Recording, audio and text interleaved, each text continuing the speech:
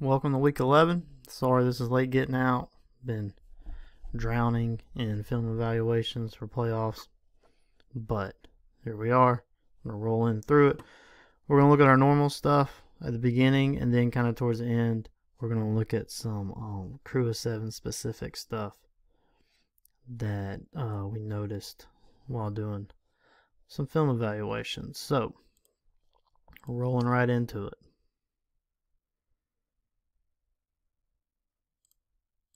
Alright, so notice this is a Crew of 7.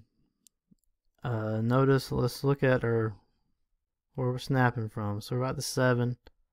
So we should be in goal line mechanics. You can see the deeps are on the inline.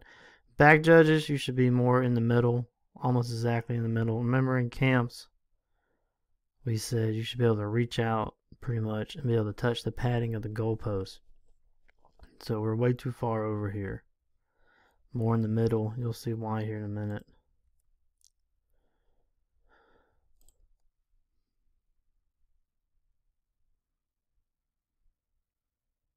Alright, so at the snap, as you can see, we still have wings staying on the line of scrimmage.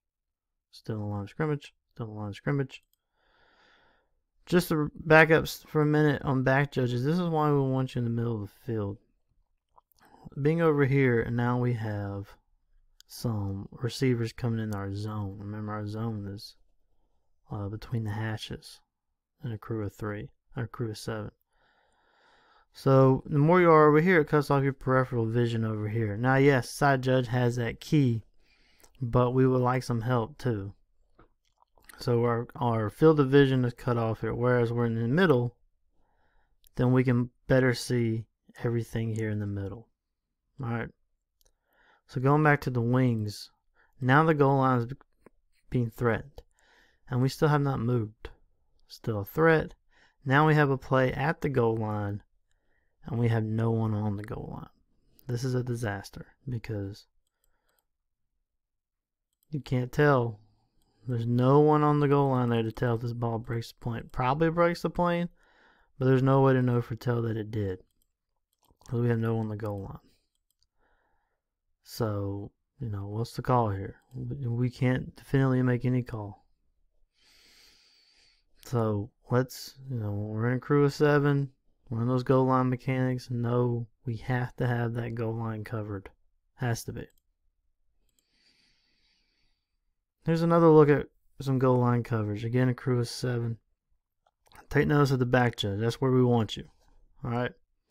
Middle of the field, you want to shade over, you can. When we say shade over, we're meaning just 1 or 2 steps. We don't mean, several steps all the way on that side of the field. When we say shade over, just 1 or 2 steps, still in the middle of the field. So the back judge position there is perfect. See how we had the snap? And we're snapping from about the same place as the previous play. Watch the headline judge working toward the goal line. So now we're going to have a play at the goal line, and we have wings at the goal line, which is perfect. Problem is, we botch it. We got one signaling touchdown, one signaling short. Umpires, be a little more subtle in your hands to the chest signal. That's way too out there. Be more subtle, and don't do it unless you know for sure. Just looking at the end zone angle here, I think it's clear that he's short of the goal line. So he's down there. He's down. Umpire, you got to go look at it. Just a little more subtle. And I don't think he's in.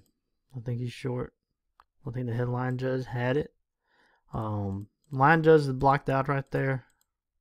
Headline judge got a really good view of it. Probably the best view in the house.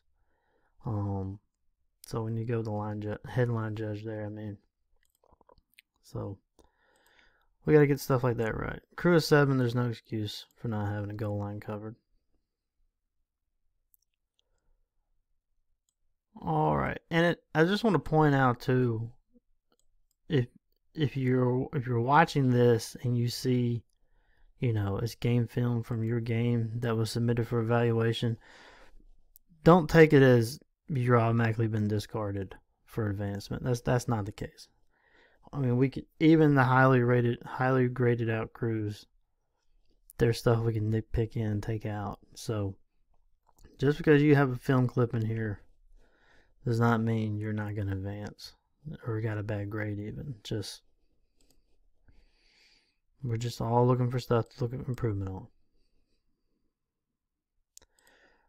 So we got, remember a couple weeks ago we had this is a forward pass. So we got one forward pass, because if he drops it, it's incomplete. So we got one forward pass, got a backward pass, and now we got another forward pass. So we should have a flag down right here. The illegal forward pass. Remember, these count as forward. This is not a forward handoff. That's a forward pass. Because if he drops it, then we have an incomplete pass. So it happens quickly, but we gotta be on the ball. We gotta be looking for stuff like that.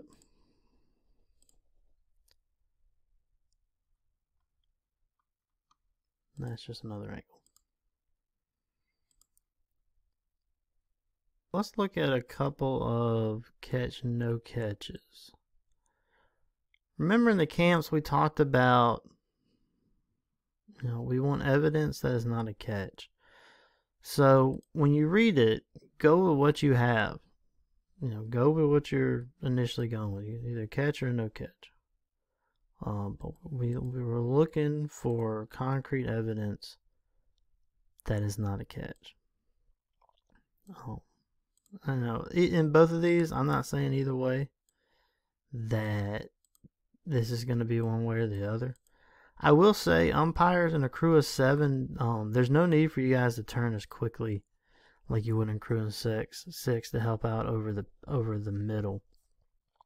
Because you turn too quickly, you can miss takedown holds or anything like that by the offensive lineman. And a lot of times having that back judge in the middle of the field kind of negates the need for the umpire to turn as quickly. So we got some unsureness. I think the back judge maybe could have helped out here. Well, you're blocked out. But this one's hard. Again, we're looking for evidence of no catch. Like I said, in this one, the next one, I'm not going to say one way or the other because it's so inconclusive. But, go with what you got. And just, we look for evidence of incomplete pass.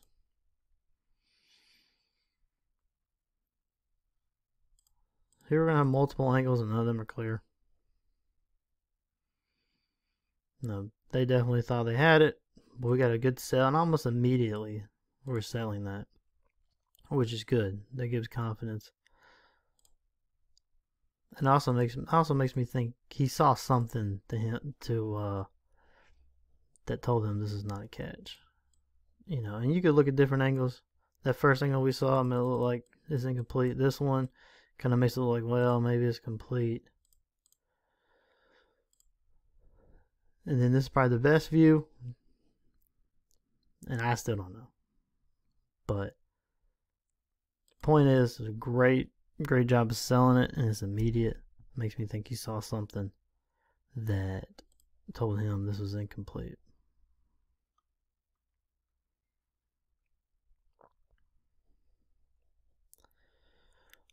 Alright, it's debatable here whether or not he had time to slow down.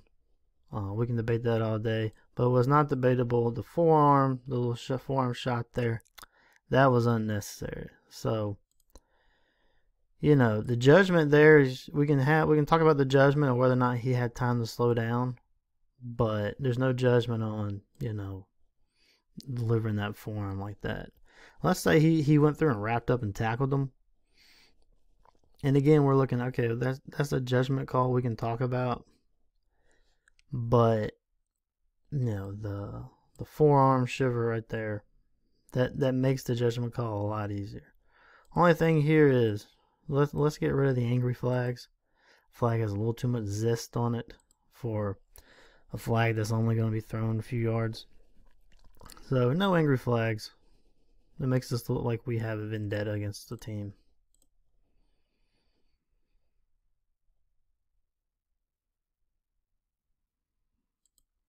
Watch this wide out.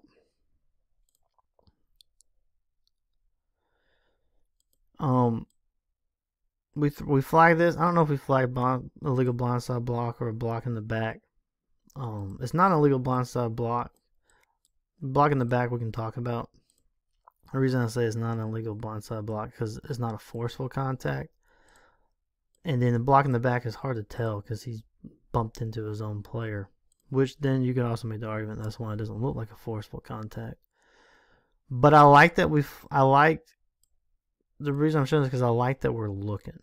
A lot of times when we have a whiteout tight like this and there's an obvious running play, as deets we have a tendency to take this play off or even ball watch.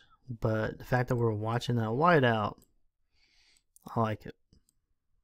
It shows that we are paying attention. We're watching our keys more like we should.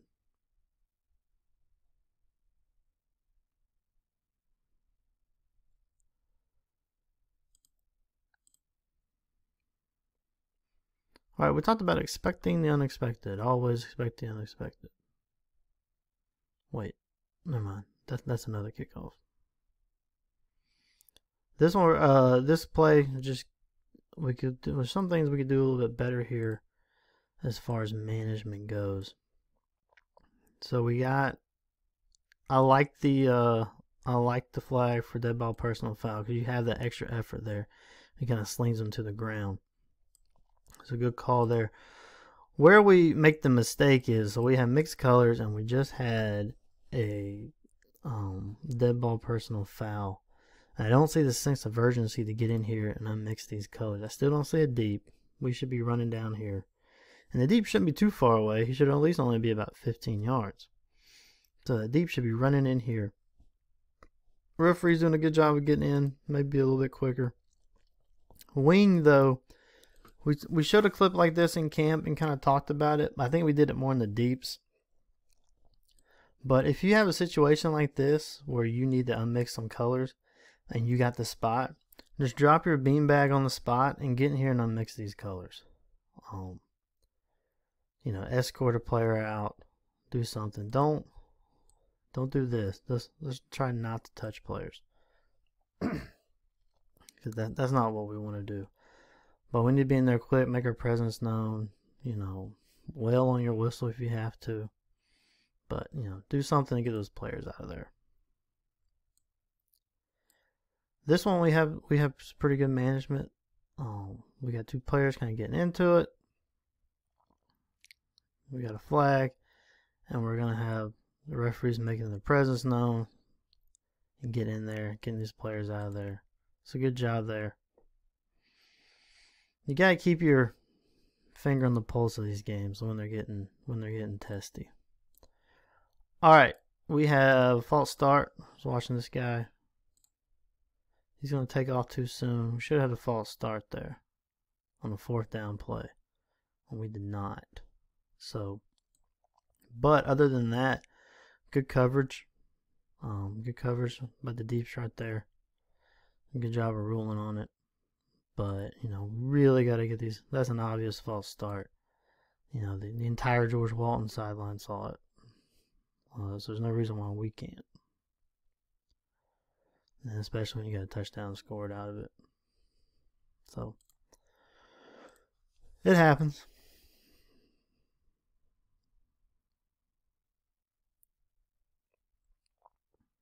Good ruling here.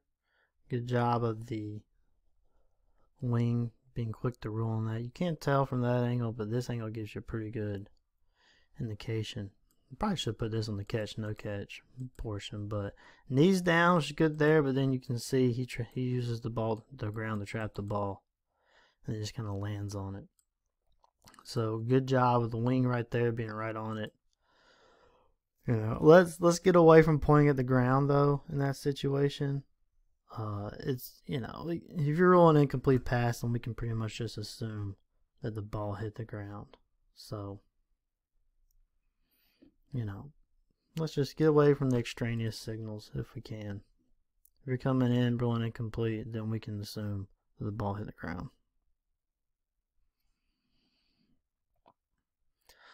So, you know, I hate showing intentional grounding clips, but this one is pretty cut and dry. He's under duress. He's going to chunk it, and there's not a green jersey anywhere near.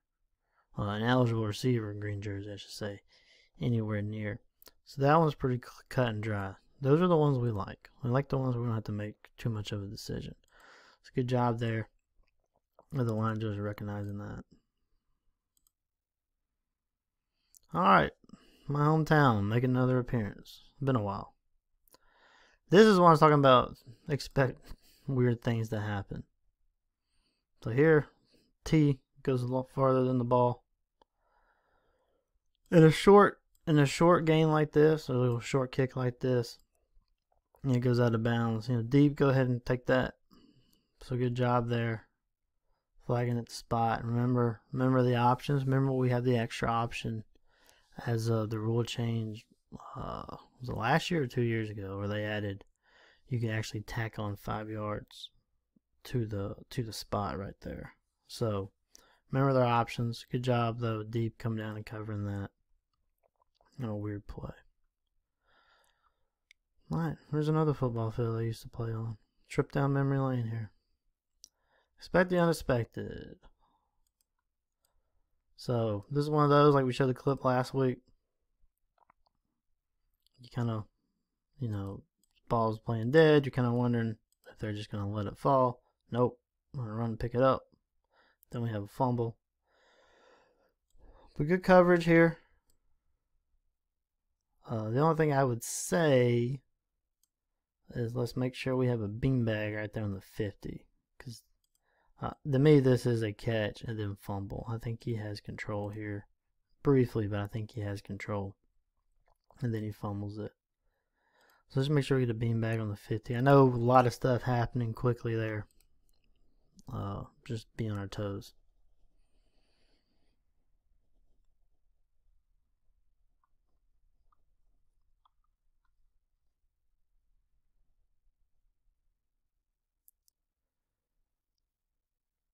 Good job here holding on the flag and not throwing a horse collar. Because this is not a horse collar. He does initially grab up there, but he lets go. He does not pull him down to the ground. And he actually makes the tackle, you know, around the waist. So good job holding off on a horse collar there. Because that is not a horse collar by definition. Alright, let's count our backfield. I know we preach make them legal if we can. But it's a hard sell to make these two legal. It's a hard sell to make either one of those on the line in this situation. So you got 1, 2, 3, 4, 5 in the backfield. So it should be a legal formation. And looks like a flag kind of flew in the air there, so it looks like we may have got it.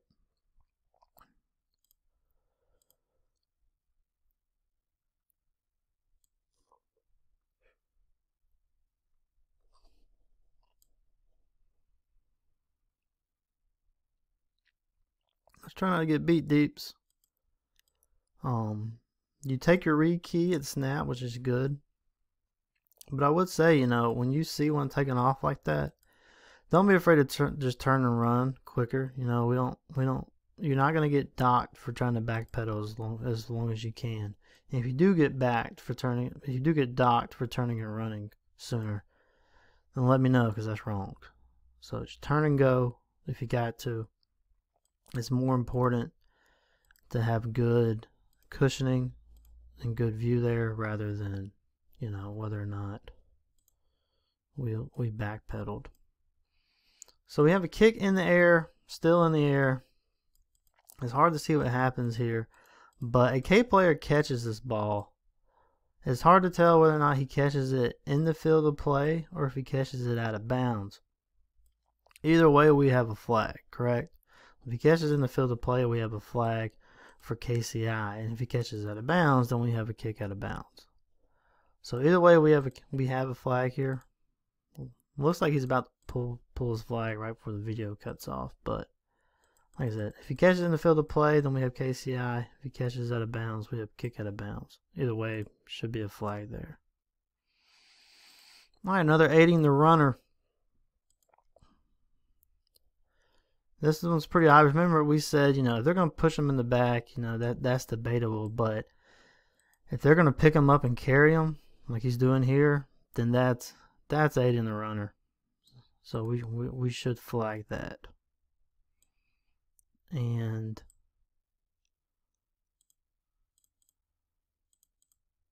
I'm trying to see if it's a legal formation. It's close to whether or not they're even set. But anyway, that's a weird one. But like I said, the key thing here is aiding the runner. We're going to pick him up and try to push him over the pile like that. And then that's a flag.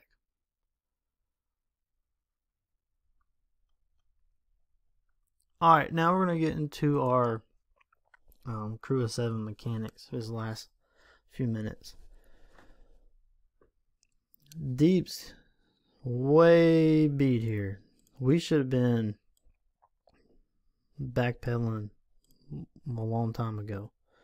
So when the kick is made, jog 5 to 10 yards downfield and be ready to backpedal. So we should have been backpedaling already. And in fact, at this point, just turn and run. You probably should turn and run. As soon as you see him braking like that, turn and run, because we get way beat. Good thing the back judge is there. Good coverage by him. But our deeps, you know, way beat there. Also, let's go back and look at the wide. So we have counter K players on this side of the kicker. You got 4. Alright. So this player is your 4th player on that side of the kicker. Remember, it's where they are when the ball is kicked. So when foot hits ball right there, he's on the other side of the kicker. So they should have been killed for legal formation. And that would be the R's call. Alright, let's look at, and I pointed out in the very first clip we saw. I just want to point it out. So since now that we're talking about crew of 7 mechanics. Remember, back judges, we were always in the middle of the field. So again, you should be able to reach out and touch the padding of the goalpost. If you can't, you're way too far over. So this is way too far over. I know. So you should be right here. You want to take 1 or 2 steps this way. That's fine. But for the most part, we should be in the middle of the field.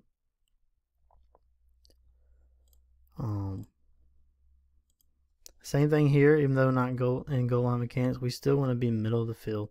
Even if they're at this hash, they're at this hash, middle of the field. Again, you can take 1 or 2 steps over, that's it. For the most part, middle of the field.